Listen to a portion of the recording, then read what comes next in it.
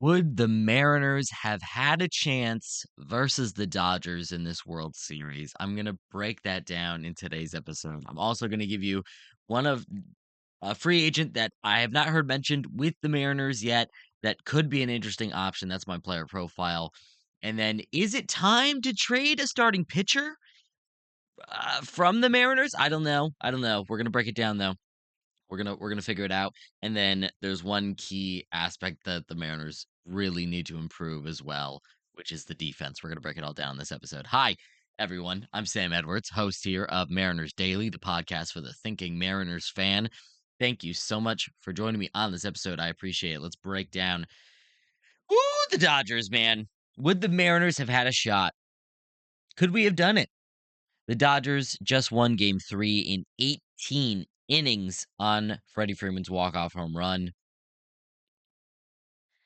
I don't like this question because this is just you know, if we made it, if we could have made it work, can't be living like this, man.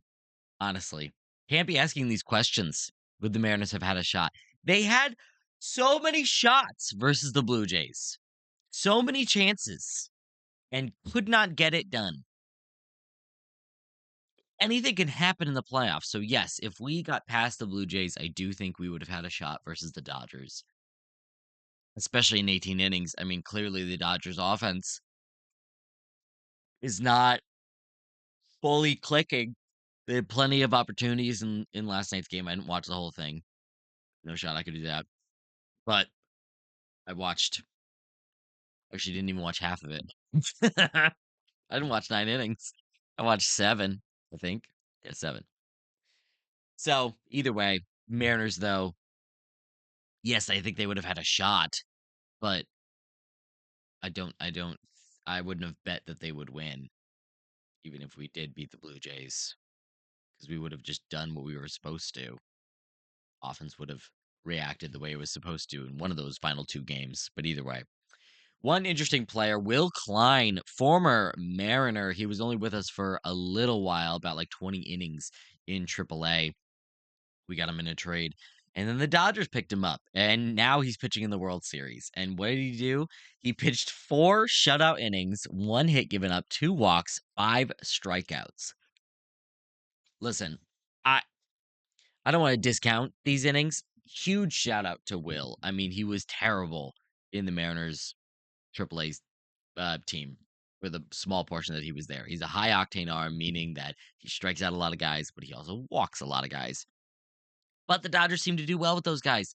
Shout out to Tyler Glasnow, the starter of last night's game, had one of the highest walk percentages in Major League Baseball for qualified pitchers. Like crazy. So Will Klein seems to be right up their alley. Now, the reason I say I don't want to discount these innings from Will Klein, extra innings is just a different beast. Especially, pardon the yawn, especially extra innings in the playoffs. It's not the same. Just not the same as regular innings.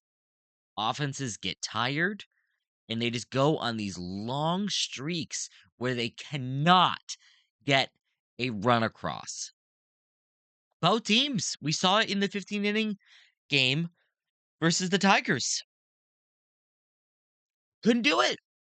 We were getting men on second with no outs, and we could not manufacture a run. We could not do it. So it happens to any team. And to get through those innings, it just doesn't take as much skill in those innings. I don't want to discount it. 4 shutout innings, 1 hit, 2 walks, given up 5 strikeouts. Absolutely huge clutch performance for him, saving the Dodgers bullpen, their rotation, everything, all their pitching. So huge for the Dodgers. But but but it's extra innings in the World Series. It's hard because I say extra innings in the World Series, and that sounds like it has more value, and it does technically, but I don't know what it is about the playoffs, man. But especially watching, if you watch that 15 inning game versus the Tigers, we just couldn't do it. Could not manufacture a run, and we haven't seen that all season. We've been able to get it done. We were like a top at least top 10 offense.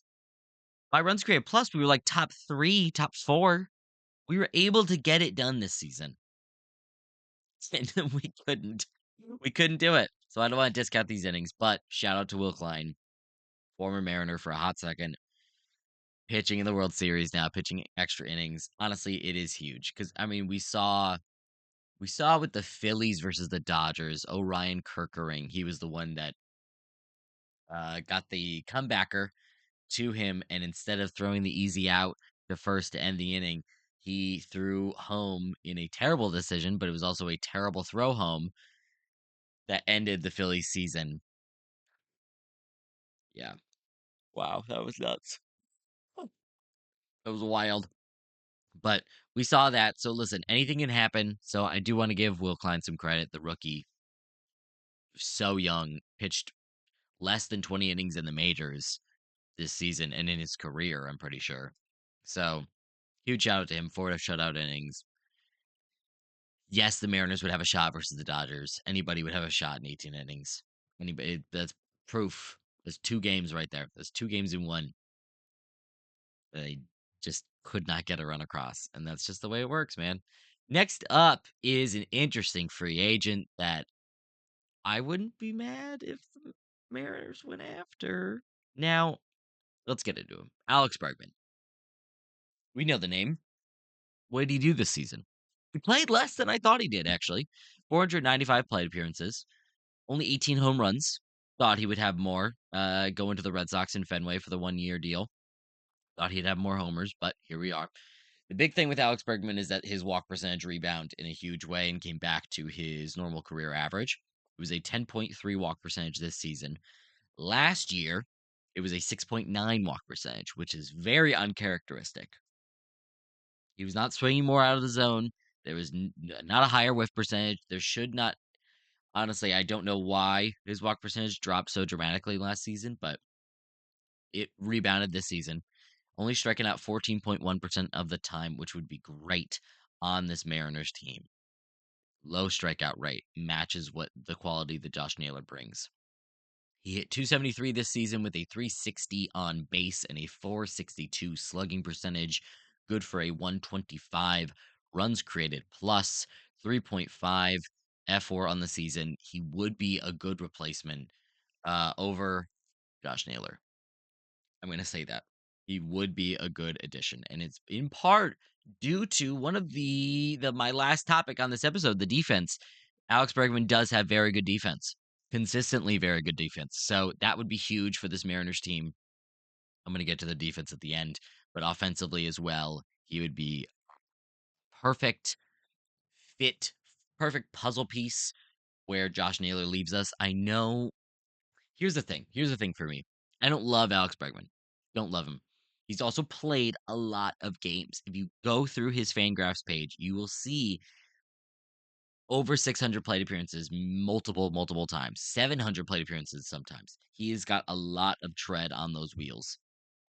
Also, on top of those plate appearances, you need to remember he was on the Astros for the majority of his career until the last season when he moved over to the Red Sox. He has played in the playoffs so freaking much, bro. And we've seen it with pitchers. Why don't we equate it with position players? The tread on him is crazy. He's played so much. And we need to keep that in mind because he's also 32 years old. So he's no spring chicken. He was below 500 plate appearances this season. Injuries happen, man. And they're just going to happen more frequently, I think, with Bregman. So keep that in mind. He's going to cost a little bit too.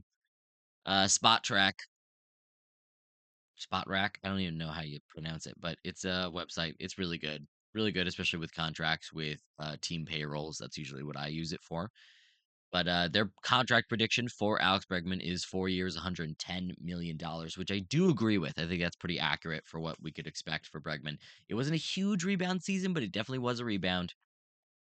That's 4 years, 110 million. That's a $27.7 million AAV, average annual value for Bregman. $27 million. That's a little bit more than what Naylor's going to get. So I don't love it, I would rather get Naylor, save a little bit of money, and use it somewhere else, possibly for an outfielder. Some, defensive replacement would be great because the defense is rough, as I'm going to get to. But either way, I do think Bregman would be a good fit. Do I think we're going to sign him? No, no, not necessarily. I don't think so. I don't think he's going to sign with the Mariners. I think he's going to go with a bigger team. Honestly, I think he has a higher chance of re signing with the Red Sox. But the Mariners could look at him. He's an option. He's an option out there. And listen, I swear, if we do not explore our options, I'm going to be so mad. We need to keep this team rolling.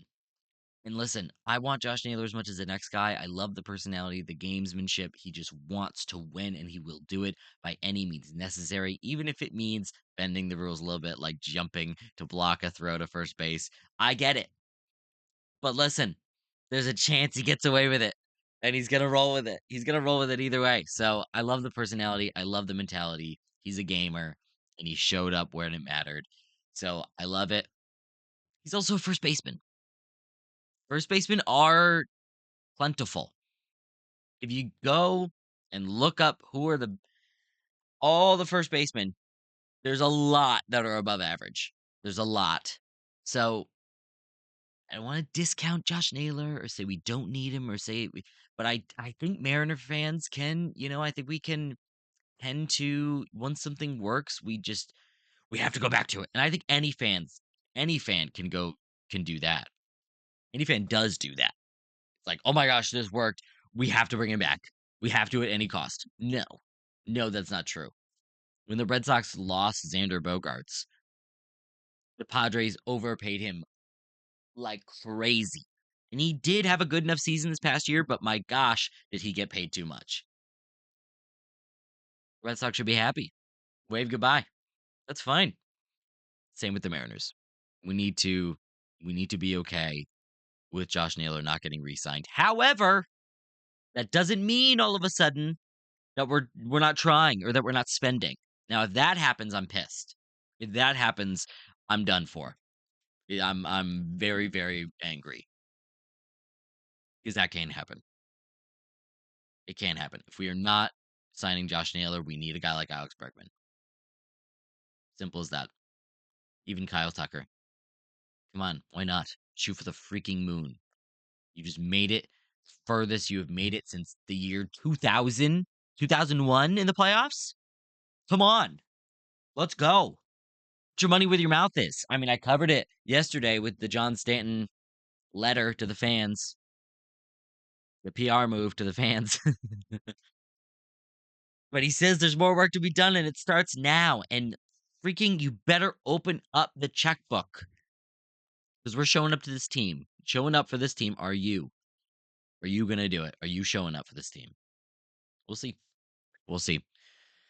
Next up, it seemingly might contradict what I'm saying, but it doesn't as long as other things are happening. Should we finally trade a starting pitcher? Now, there's a couple things that need to happen for me to consider this. First off, we don't need to. We don't need to trade a starting pitcher. So why would we? We have 5 good starting pitchers. We don't need to trade from them. If anything, we need to sign at least one depth piece just to make sure that we're all good. Because no team goes into the season with 5 healthy starting pitchers and comes out of the season with those same 5 healthy starting pitchers. It just doesn't happen. So we need more depth, if anything. But let's say, hypothetically, we spend a little bit more money than we were expecting to. Let's say we bring in Josh Naylor, we bring back Jorge Polanco, we even sign an outfielder or maybe a third baseman. Maybe. Let's say we do that. Then I could see them throwing Luis Castillo out and seeing what you could get for him. The main reason I don't like this, well, gosh, okay. So if we're gonna trade a starting pitcher, I think it should be Luis Castillo. I mean, he's He's the one that I would be okay skill wise saying goodbye to. Nope. I was gonna say Kirby next. I don't think it'd be Kirby next. I think it'd maybe be Gilbert. But either way, let's cover Luis Castillo. Should we trade him?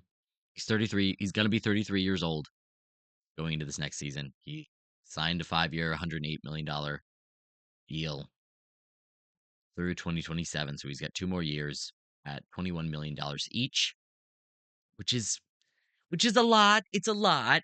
It's a lot of money for a guy that is still good, but he's not an ace. He's getting paid like close to ace money, not an ace anymore. He did pitch well this season, and I say well. It was scary. It was a little shaky. 180 innings pitched, 21.7 K percentage, like not amazing. He increased the sinker usage, which did increase his ground ball percentage up to 41%, which is not bad. It's pretty good. It's above what he normally is. So a 3.54 ERA, 3.88 FIP. He's a number 3.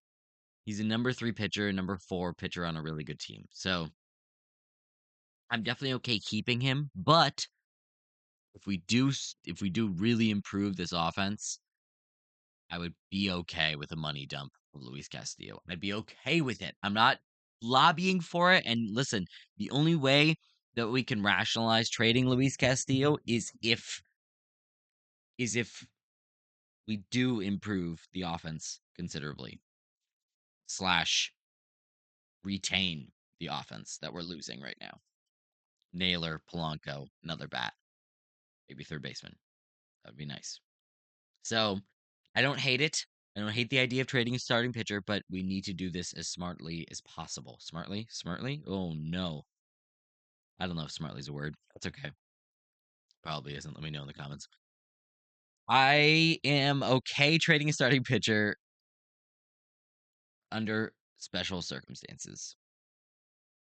Later this week, I might bring up trading a starting pitcher that isn't Luis Castillo. And that's when I'll really need to rationalize myself. And that's when you guys can come at me in the comments if you want to. But I'm trying to keep our options open. That's what we need to do. Keep the options open. Another thing that we need to do this offseason. It's clear as day. Nobody missed it. Nobody missed it. The defense needs to be improved. It has to be, man. It has to be. We've got Julio in center. Fantastic. Amazing. Top tier. Top shelf. Best center fielder in the game. Love to see it. Great defensively as well. We got Raleigh behind the dish at catcher, leading our pitching staff, doing a fantastic job. His blocking is not as good as it once was, but or is it his framing that's not as good? He used to be elite at catcher. He's not elite anymore. At least this past season, he wasn't. Defensive statistics can fluctuate fairly frequently. However, this team was terrible defensively this past season. Now, the reason it worked is because we counteracted it with a really good offense, and that's great. But we need to do one of the two. Now, obviously, optimally, you retain the offense, whether it's re signing at least Naylor and Polanco, or you go in a different direction, Alex Bregman, whatever it is. But we need to either retain this offense that we are losing or improve the defense drastically. And I think retaining the offense is our best bet, but improving the defense is the next best thing. We got Randy in left field. He was a -8 fielding run value. That is the main defensive metrics that I hold with the most value. It's on Baseball Savant. I think they do defense the best of any website I've found. Fielding run value just covers you completely as a defensive player, range, arm value, and arm strength. -8 fielding run value is 10th percentile. In the bottom 10%. Canzone. He did finally break out offensively, which was great. However, defensively, he was terrible in right field. -4 fielding run value, 22nd percentile. Suarez, I said this. I don't know if I said this in yesterday's episode. I think it must have been in yesterday's episode. I said Suarez was good defensively. I may have even said that he was great defensively. Don't go back and watch it, but either way, let me know what I said. But I said he was good defensively, and he was not. So, my bad. I did not check the stats. I have now. He was bad. -3 fielding run value, 27th percentile for Suarez. And then Crawford at shortstop, -9 fielding run value, which is 7th percentile. Absolutely terrible. We do have Colt Emerson hopefully coming up very soon. Hopefully, we'll see a large portion of him in the 2026 season. So maybe you move Crawford to third base. That's if we don't make any moves. In that scenario, though, we have to improve this offense. We have to retain this offense because I don't trust Crawford at third base. He's played shortstop his entire career. If anything, we should move him to second. But I don't know if that makes sense. Can Rivas play? I know he could play third, but can he play it full time and play it well? He wasn't good defensively, even at second base. So Cole Young was a good defensively. We got to do something, guys. We got to do something, and I'm gonna start piecing together some plans here of target players we can target to improve this defense because it has to happen. And like I said, we do have J Rod the top in center field, and we do have Raleigh at catcher, which is great. But everywhere else is pretty much a question. I didn't know Randy was that bad defensively. Honestly, I had no idea. I know he takes some bad reads, but my gosh, dude, we got to improve this defense, man. Got to do it. All right, guys. Episode 31 of Mariners Daily in the books. Thanks so much for joining me. I'll see you back tomorrow. Have a good one.